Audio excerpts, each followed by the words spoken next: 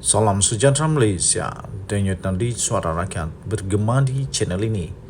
Terima kasih kerana anda terus bersama channel ini. Bagi yang sudah tekan butang subscribe, terima kasih diucapkan. Bagi anda yang belum tekan butang subscribe, sila tekan butang subscribe untuk terus mendapatkan berita terbaru daripada channel ini. Malaysia kita punya, cintai Malaysiaku, kita jaga kita. Berita terkini hari ini. Salam sejahtera Malaysia, salam sejahtera. Denyut nadi suara rakyat bergema di channel ini. Sekarang aku nak tonton Malaysia lawan Thailand. Malaysia lawan Thailand sekarang 0-0. Politik Malaysia ibarat bola sepak sekarang, tapi tak pernah jadi 0-0. Yang jadi kita tengok siapa yang kena game. Inilah yang mungkin paling sesuai. Saya nak beritahu, saya nak pakai satu istilah yang paling sesuai untuk Bung Mokhtar, iaitu Bung Mokhtar kena game. Bung Mokhtar betul-betul kena game kali ini. Game siapa? Game dia sendiri. Ada satu spekulasi yang menyatakan kenapa Bung Mokhtar nak sangat jadi Ketua Menteri Sabah. Tapi sebelum itu, saya ingin ucapkan bilion terima kasih kepada semua yang sudah tekan butang subscribe, like dan share. Terima kasih kepada semua yang sudah tekan butang notifikasi. Terima kasih juga kepada semua yang sudah tekan butang join member.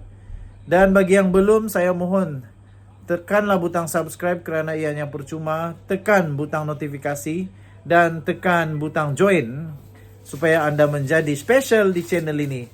Kerana kita akan mulakan pemberian banyak merchandise, souvenir, giveaway dan sebagainya untuk semua member-member yang terpilih dalam channel ini. Ada satu spekulasi menyatakan begini.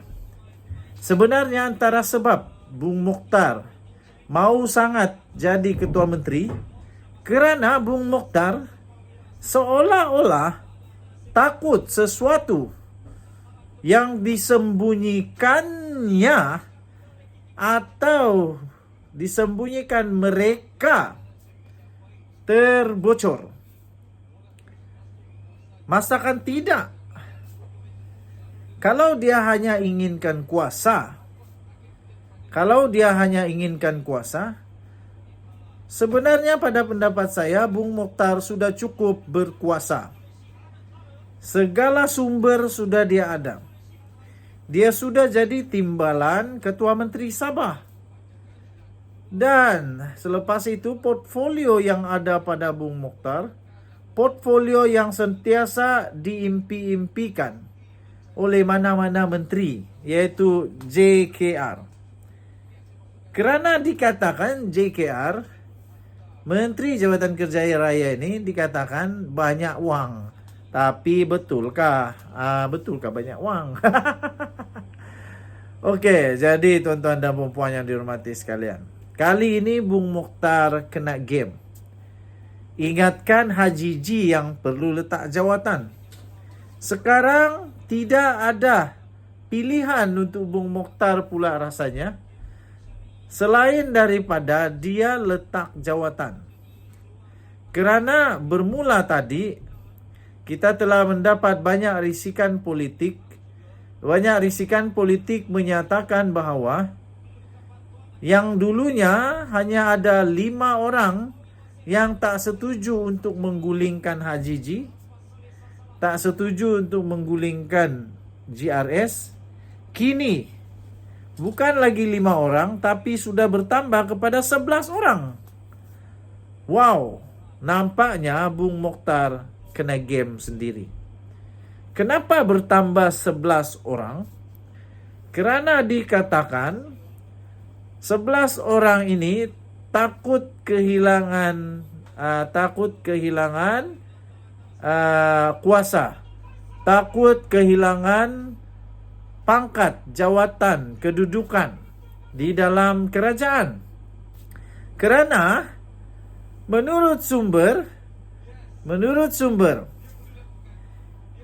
apa yang akan distruktur semula, dirombak semula, hanyalah timbalan Ketua Menteri sahaja.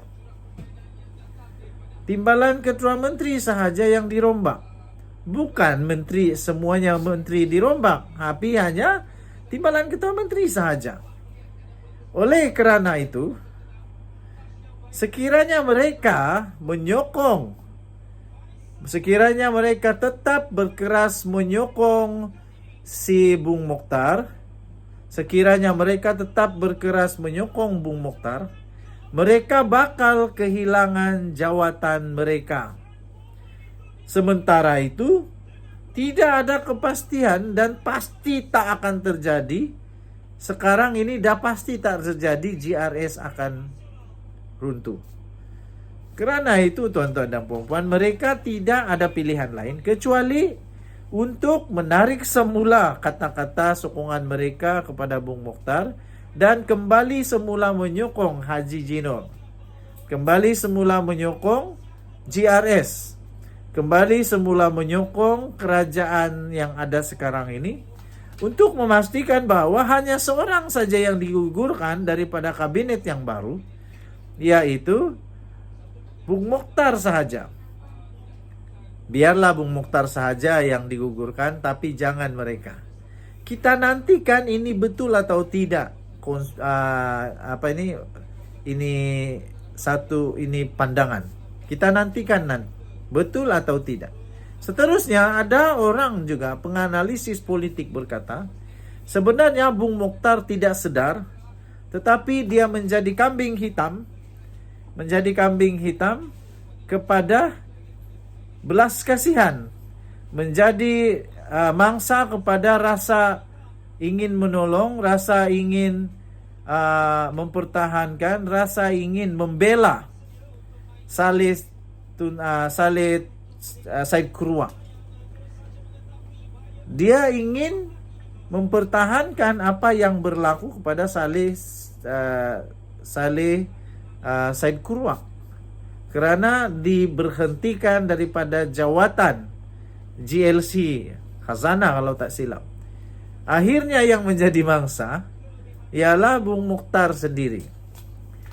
Tuan-tuan dan puan-puan, kerana itu sekarang kelihatan lebih berat kepada bukanlah Haji Ji yang meletak jawatan, tetapi Bung Mokhtar terpaksa meletakkan jawatan ke semua jawatan yang ada padanya, termasuk meletak jawatan sebagai Ketua Penerangan UMNO Barisan Nasional Negeri Sabah. Dia juga terpaksa meletakkan jawatannya sebagai timbalan Ketua Menteri. Dan kita sudah pun mendapat risikan-risikan politik, senarai-senarai kabinet baru negeri Sabah, senarai-senarai menteri, ketua menteri, timbalan ketua menteri dan menteri-menteri di Sabah yang baru, yang dijangka akan mengangkat sumpah pada hari Isnin ini. Denyut nadi suara rakyat bergema di channel ini. Kita jumpa lagi. Bye-bye.